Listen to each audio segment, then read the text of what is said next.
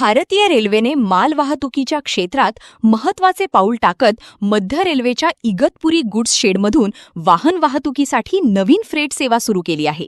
2 मे 2026 पासून सुरू झालेली ही सेवा विशेषतः औद्योगिक क्षेत्रांसाठी उपयुक्त ठरणार असून नाशिक परिसरातील उद्योगांना याचा मोठा फायदा होण्याची अपेक्षा आहे.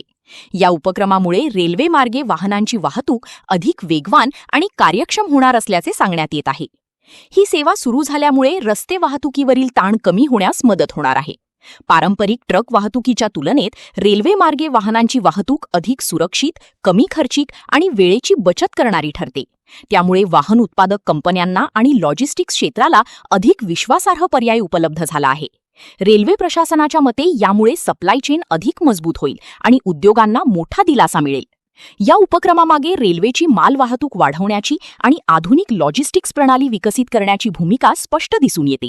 देशभरात रेल्वे मार्गे मालवाहतुकीला प्रोत्साहन देण्यावर भर दिला जात असून अशा सेवांमुळे रेल्वेची स्पर्धात्मकता वाढत आहे. विशेषतः औद्योगिक पट्ट्यांमध्ये अशा सुविधा उपलब्ध झाल्यास उद्योगांच्या कार्यक्षमतेतही वाढ होण्याची शक्यता आहे. एकूणच इगतपुरी येथून सुरू झालेली ही नवीन वाहन वाहतूक सेवा ही भारतीय रेल्वेच्या आधुनिकीकरणाच्या दिशेने टाकलेले महत्त्वाचे पाऊल मानले जात आहे. भविष्यात अशा सेवांचा विस्तार इतर भागांमध्येही करण्यात येण्याची शक्यता असून, रेल्वेच्या मालवाहतूक व्यवस्थेला यामुळे नवे बळ मिळणार आहे.